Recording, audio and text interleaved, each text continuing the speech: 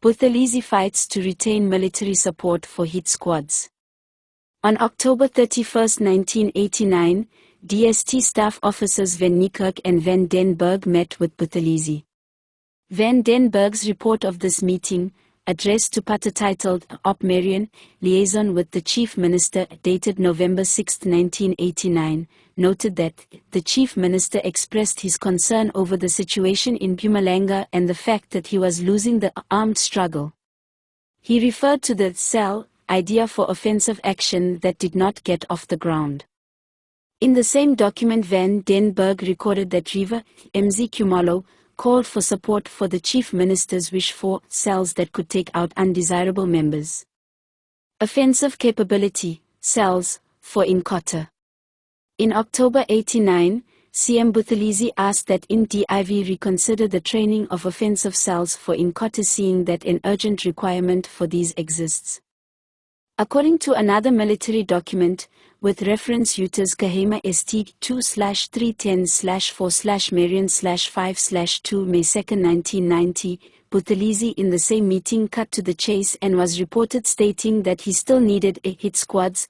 The Chief Minister was worried because he was losing the armed struggle and hinted that offensive action is still a need, meaning the use of hit squads. When Van den Berg appeared in a TRC Section 29 hearing on October 3, 1997, he explained what cells are meant. In my view, the notion, cells and hit squads, these were all used in the same context. When asked to explain Buthelezi's expressed desire for continued offensive steps, meaning hit squads, Van den Berg explained in the same TRC hearing that is correct. Or rather, let me put it this way, including the use of hit squads. I wouldn't want to limit the use of hit squads. All that I am trying to say is that we're speaking of offensive action. Now I am saying at this point that things developed to the point where I understood the Chief Minister to say by offensive action, hit squads. All that I am trying to say is the terminology could imply other kinds of offensive action. It should not be delimited only to hit squads, but it certainly includes hit squads. A secret memorandum, dated May 2, 1990, was drawn up by Van den Berg in respect of the October 1989 meeting with Buthelezi. The purpose of the memo was to prepare the new Chief of Staff Intelligence for a meeting with Buthelezi on May 9, 1990. It included the following passage.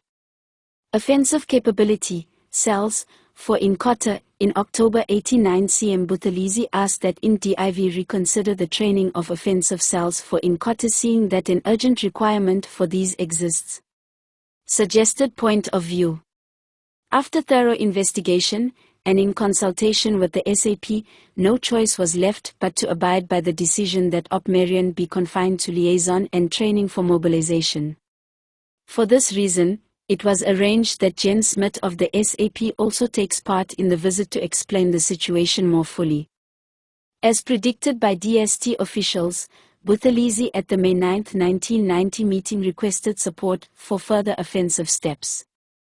The meeting was summed up in a top-secret memo titled Notes, Visit of CDIO to Chief Minister Buthelezi, dated May 22, 1990, with reference DST/310/4/Marion/2/322 May 1990, which included the following passage which explained why Mellon could no longer support the violent option, the support of the minister. CDIO referred to recent talks with Jen Mellon. The minister supports us and actions taken in support of the Chief Minister. Explained that the violent option is a difficult matter. The same document referred to further advice provided to Buthelezi by the Chief Director of Intelligence Operations, CDIO, in respect of exposés in the Vryweekblad, as well as a request by Buthelezi to meet Spike O'Neill, in secret, Harms Commission. The report in the Vryweekblad in which Van Deventer makes allegations about SADF/Inkotha involvement was discussed. CDIO advised the Chief Minister not to admit or deny that he knows anything. We will monitor and if necessary deliberate with him. In the meantime, lie low. Communication. The Chief Minister mentioned that the alternative media, and even the mainstream press undermine his case with the youth. He does not have an English language medium, publication or radio, to send out his message. In short, communication with his own people is a big problem. At the international level, however, he gets good opportunities. Abroad. CM referred to Press H. Boyne and his problems. CDIO gave him a short briefing. CM mentioned that he was with Press Conde in April 1990. Conde received him positively and was surprised to hear that actually all top ANC leaders were COSOs.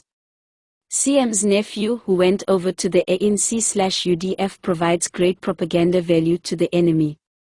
Chief Minister said he would like to meet Spiker in secret.